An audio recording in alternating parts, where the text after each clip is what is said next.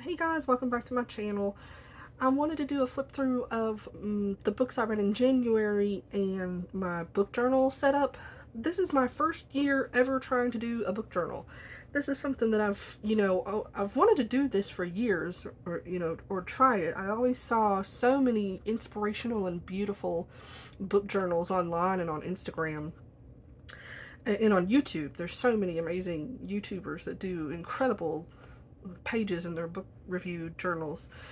Um, so I decided I was really gonna like creatively challenge myself this year, and this was going to be the year that I start a book journal. And I did, and I've kept up with it, and I wanted to talk about it. So the notebook that I used, this is a notebook therapy journal,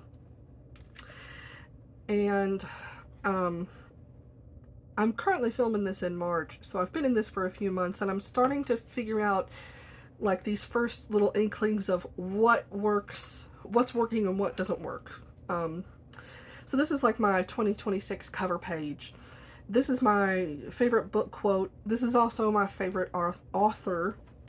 I am a die-hard A Song of Ice and Fire fan. I love George R.R. Martin. I love the books. Absolutely obsessed. So I tried to do a like a bookshelfy, and I have never done anything with this, and I ended up hating the color scheme that I chose, and I don't know if I will do anything with this. Like, and I know that is crazy because everybody seems to do this page in their journal, and I just don't know that this works for me. Maybe I just need a different color scheme because I just really don't vibe with this at all. Maybe I just need to like get a piece of paper and redo this little section here, and then maybe I would enjoy it.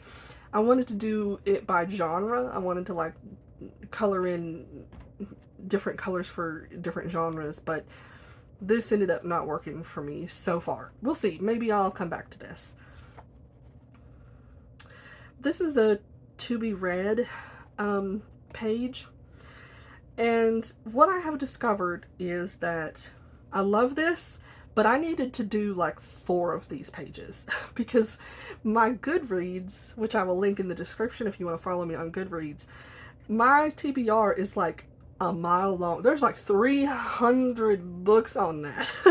And they're not going to fit on this page.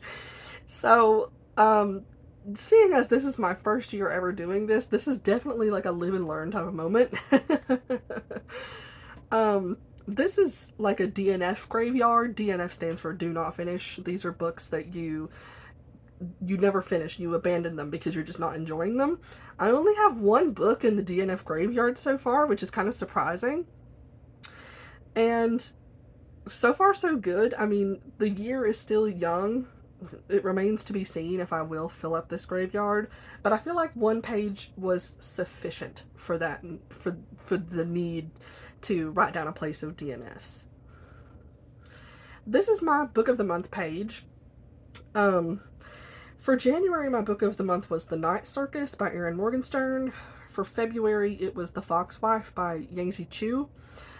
And for March, I'm like pretty positive it's going to be Rebecca by Daphne du Maurier, because I'm filming this in the last day of March. I just haven't put it in there yet. But this works for me, and I love this. I enjoy picking a book of the month and putting it on these pages. This is my 100 books page. I did this to keep track of the format. I don't... This is controversial. Some of you might gasp when I tell you this. I don't read physical books. Ever. I know. I only do audiobooks or ebooks.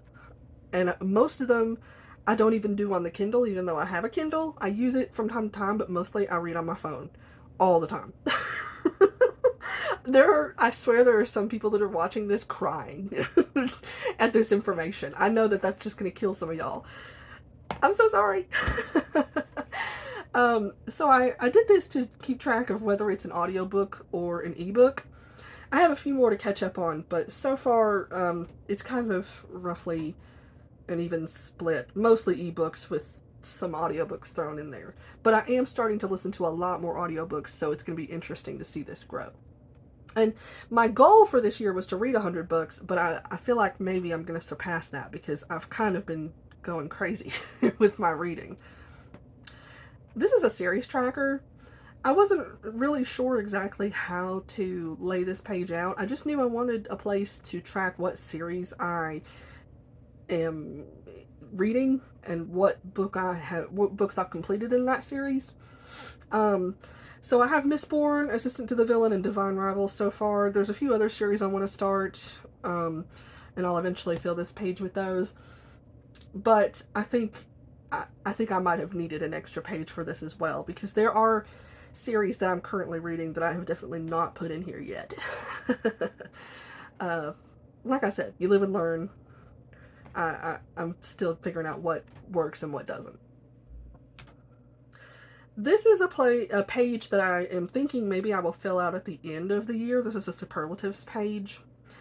My inspiration for this was, I believe it's Perceive Grace on Instagram. She keeps a book journal, and I'm pretty sure it was her that I saw do this, and I thought it was so creative and such a cool idea that I decided to kind of do my own take on it and put it in here. But I just have different funniest book, best prose, longest book, made me cry, have my favorite character, scariest book, surprised me, and best setting. This is my Read the Rainbow page. I have a few books I need to put on here. I just haven't printed them and cut them out yet. I've just been busy. But this will start filling up pretty soon. And I have some extra stickers that I plan on kind of putting on here. I just wanted to kind of layer them with the book covers, so it looks super sparse and blank right now, but I promise it will not be forever. Okay, so now we're getting into January, and this is going to be a flip through of all the books I read in January. This is, I printed this out from Instagram. I think this is Steve Anderson art. Don't quote me on that though. And I just put this little Robert Frost quote because it was very snowy, and it kind of, I like to read Robert Frost in the month of January, or in winter at all. If you've never read Birches by Robert Frost, skedaddle and go read that poem. It's such a great winter poem. I think my camera is tilting. My little tripod is not super great these days. I need to get a replacement. Anyway, okay. These are the books I read in January, and I've kind of been experimenting with like monthly cover pages and trying to figure out what works for me. I don't love this. It's just what I decided to try that month. Okay, so now I'm going to talk about the books I read in January and show you my book review spreads for these. So first we have Grimm Curiosities by Sharon Lynn Fisher.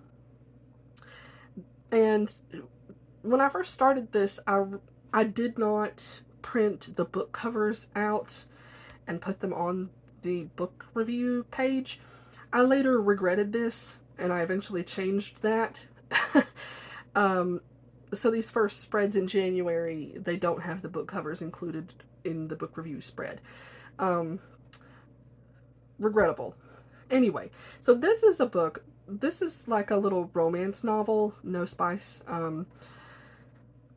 It's a romance novel about this woman. It's set in like the 1800s, or maybe like 1901 in York, I believe.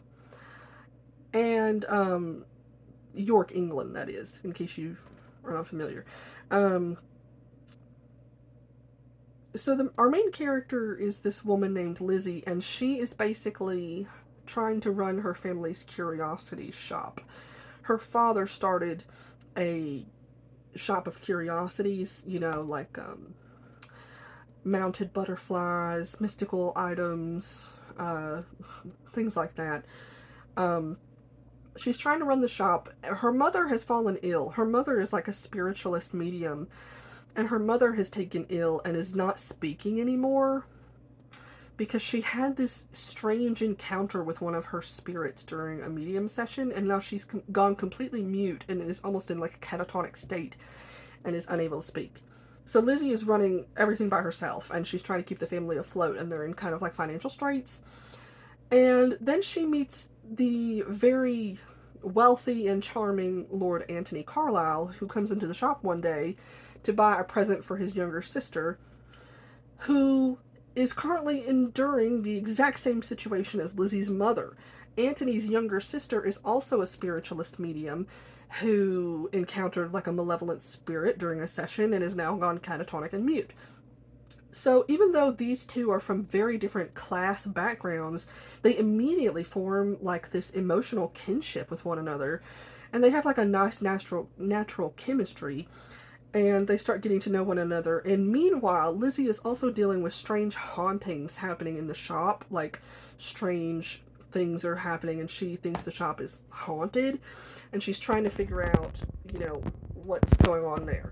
So, the book progresses, and I won't spoil anything in any of these reviews, but I loved this. I gave it 4 out of 5 stars. This is such a cozy winter read. It's not too scary. There's no spice. It's so atmospheric, like these descriptions of her getting hot cocoa for her mom and dusting the snow off of the shop windows, and putting out cakes for the customers. Winter Christmas spice cakes for the customers, because this book takes place like the week before Christmas. This is such a good winter read. It's so cozy and sweet, and I loved the story. It was very interesting. It was an interesting take on the paranormal, and everything that Lizzie goes through was pretty interesting. There was a good amount of plot and romance here. I recommend this. It's a cozy book, but it's good. Okay, so next we have The Night Circus by Erin Morganstern. This was my book of the month for January. Loved this book. This book is a little hard to explain. The plot of this book is basically that there is a circus that only appears at night. That's it. That's the premise. Okay, I'm kind of kidding. Like, there's more to it than that. But that's basically your intro to the book. There's a mysterious circus, and it only appears at night. This is a magical, kind of romantic fantasy type of book. We have two, they're sort of like rivals, but not necessarily. Our female main character, her name is Celia, and she is gifted with the ability to do magic. And so she's kind of like an illusionist at this circus. And her sort of rival is Marco. They're not really rivals, like they're friends. And Marco is not magical. He doesn't have any magic. He's more of like a science illusionist. He also does sort of like illusion things, but all of his are like mechanical. He builds things. So they have totally different approaches to magic. But I just loved this book so much. I listened to this on audiobook, and this was narrated by the legendary Jim Dale, who I would listen to talk about paint dry. I'm telling you, he has the most unbelievably enchanting voice for something like this. This was so great. I can't express how much I loved this. This book is kind of artistic, whimsical, extremely whimsical. Like, the vibes are off the chart here. There are a few negative reviews about this that complain that there's not enough plot. It's all vibes, no plot. I don't think that's necessarily true. It is more vibes than plot, but there's certainly plot that happens through this book. But by far, this is definitely a vibes type of book. Like, it's not necessarily a book that follows that plot structure of like beginning, middle, end. It's, the scope is a little bit more broad than that. So if you are somebody who has a lot of trouble deviating from that story structure, this might not be the book for you. But if you're someone who is a bit more open to, like, quote unquote meandering, type of plots that kind of go all over the place, and you're okay with that, and you love like whimsical vibes and really, really lyrical, beautiful prose, then I would certainly, definitely recommend this to you. Um, there is a chapter in this book as they're building the circus, because it goes behind the scenes into the people that are building this night circus and making it.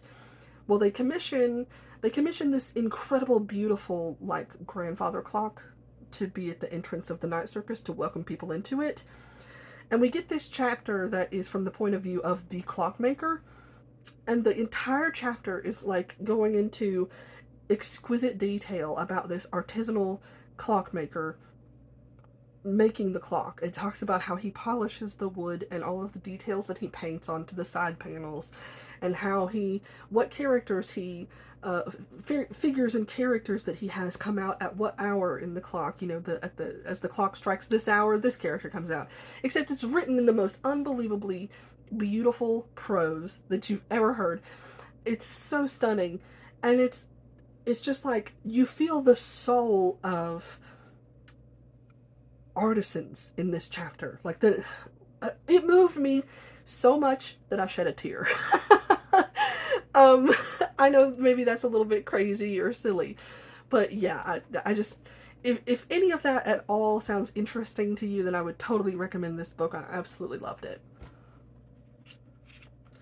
Okay, next we have kind of an interesting book. This is Tea and Alchemy. This is on Kindle Unlimited. This is another book from Sharon Lynn Fisher, another little romance book. This is not spicy, except at the very, very end, there is a moment that gets a little saucy, but not full spice. Okay, so this is like a historical fiction / fantasy. We have some paranormal elements here. This is like a vampire story, but it has a very interesting take on vampirism. This was another 4-star read for me. However, as time has passed, maybe I would give this 3 stars instead, because, well, the main female character, her name is Mina, and she's really stupid. There's a trope in literature, it's called too stupid to live. It's when the author has made, like, the main character or one of the characters so stupid that they are, like, on the verge of dying because they are so ridiculously stupid. Like, they can't keep themselves safe or alive because they're so stupid. She verges on this, okay? She's not full there. Like, she is capable of keeping herself safe and alive, but it's pretty close, okay?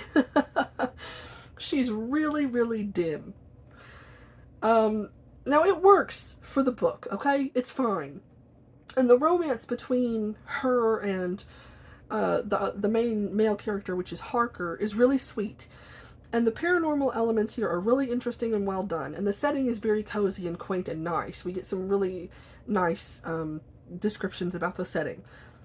So yes, I would recommend the book for those reasons. But I have to say, if you are somebody that has difficulty with kind of a weaker, more naive, ditzy type of female main character, then this certainly is just going to frustrate you to read. I know some people are very particular about that, and I totally understand. Okay, next we have Apprentice to the Villain. This is, the author is Nicole Maehrer. I'm sorry if I'm pronouncing that wrong. This was a 3-star read for me. I struggled with this one. This is the second book in the Assistant to the Villain series.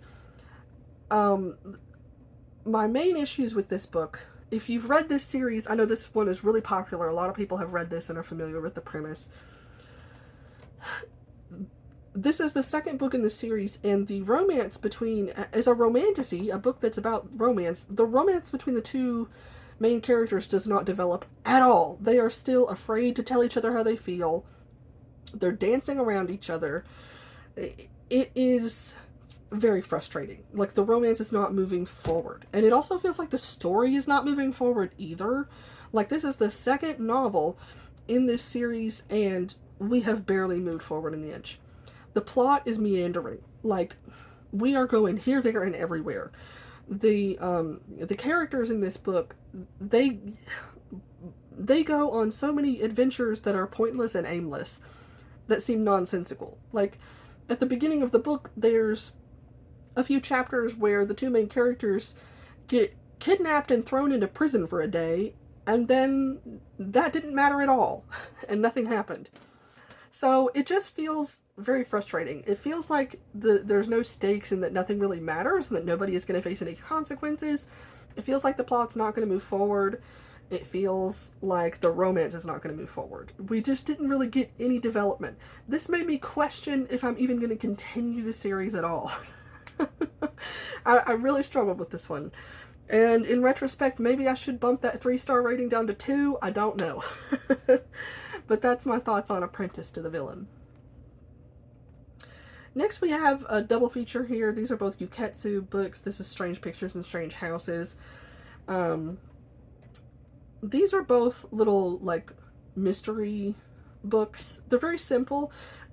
I tell you what, if you go on Goodreads and you read the reviews for these, people hate these books. People tear these up on Goodreads. Like, they think these books are a joke, and I think that's very unfair. They're fine. These are very simple, straightforward little mysteries, but they're well constructed, they're entertaining, they're like popcorn reads. And if you're gonna have a popcorn read, why not read this instead of, like, Freedom McFadden, you know? These are fun.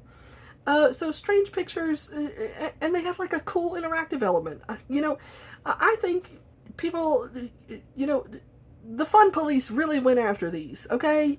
We should still be able to have fun. I think these are fun. They're fine. I recommend them. I gave them both 4 stars. They were fun. And I have not read the 3rd Uketsu book, Strange Buildings, but I want to. I'm definitely going to read that soon. So if you like mystery at all, and you're not, like, snobby, I'm sorry. If you hated these, it's fine. I'm not calling you a snob. I just think that some of the reviews and things that people have expressed are a little unfair. But I enjoy these. I think they're great. I totally recommend these. Okay, next we have a non-fiction book. This is The Rape of Nanking by Irish Chang. I gave this 5 stars, and I typically review non-fiction a little differently than everything else. Non-fiction, I usually always give it 5 stars unless it's just terrible. But I usually give it 5 stars because I think, like, the information and the learning that you get out of it is very, very important. This is an excellent, extremely difficult to read book. This is extremely dark. If you are someone that has trouble reading nonfiction, like reading about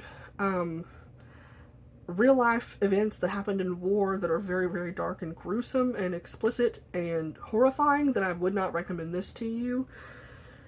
But it is an extremely important book. This is a book that documents the capture of the city of Nanking during World War II, and it's very harrowing.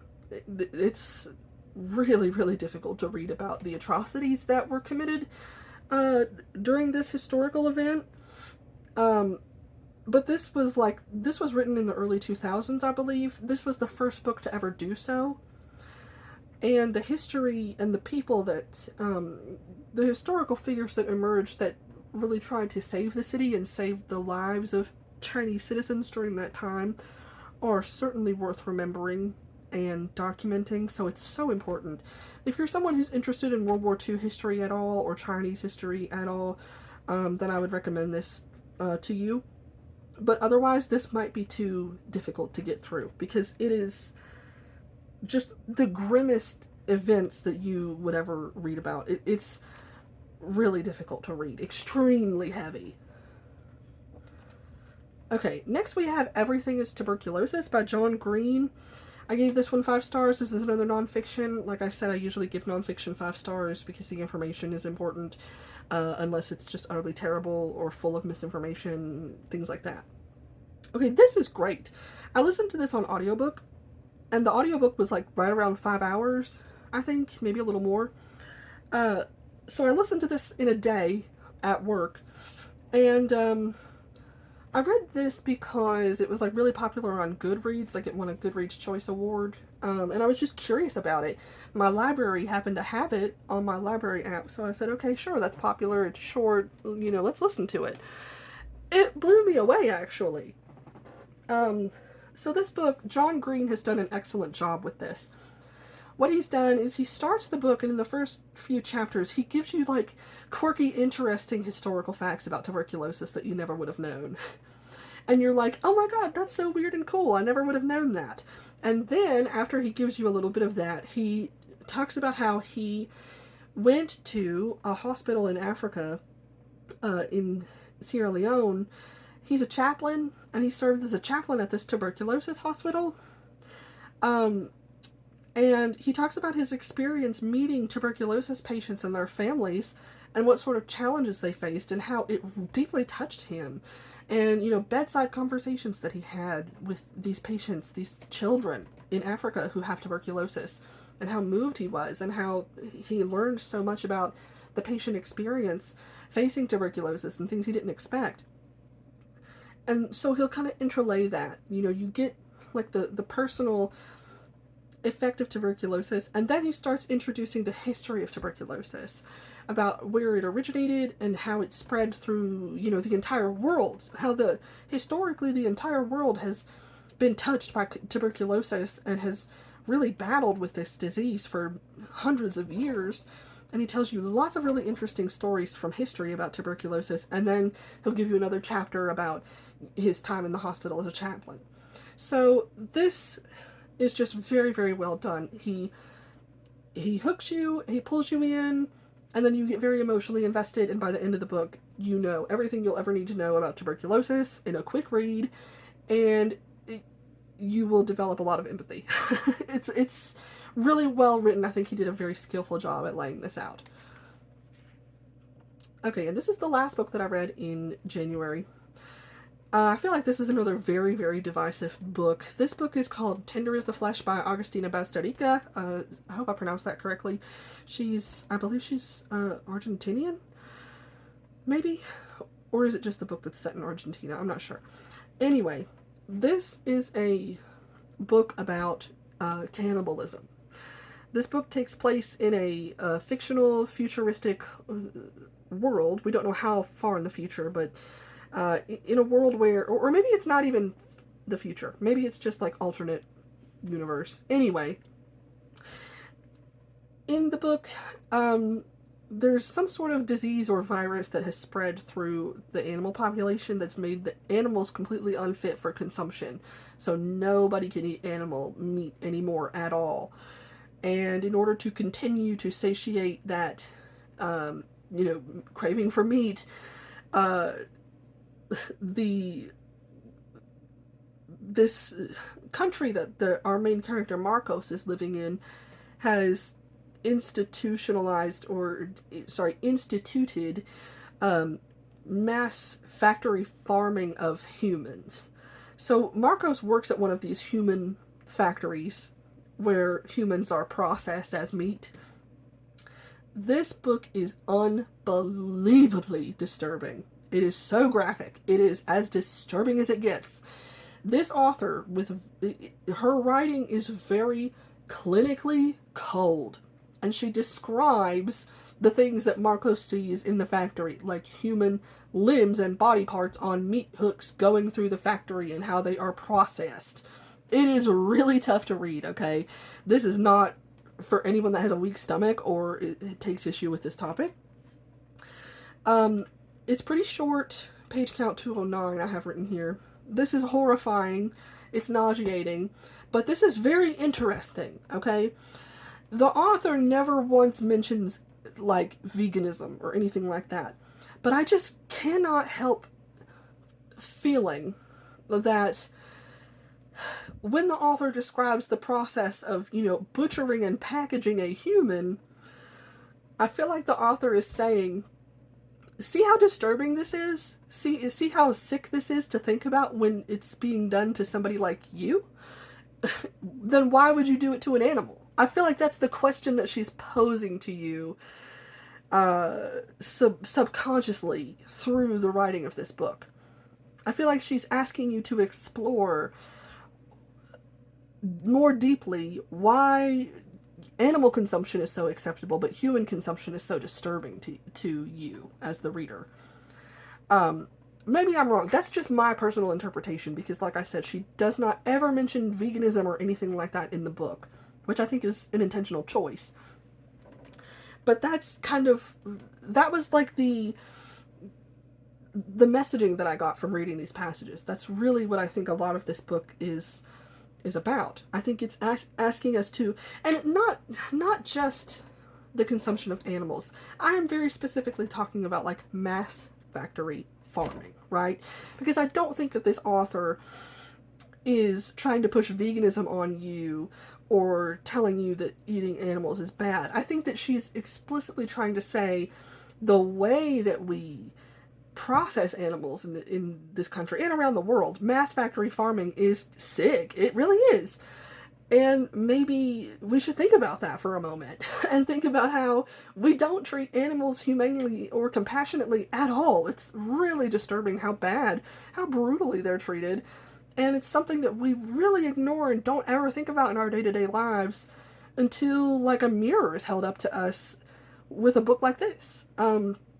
I really liked this book. I gave this 4 stars for a specific reason. There's a specific scene in this book. It's kind of a sex scene, kind of a rape scene, that I felt was not necessary. I feel like it was kind of violence for violence sake. It is the only moment in the book where I felt that way.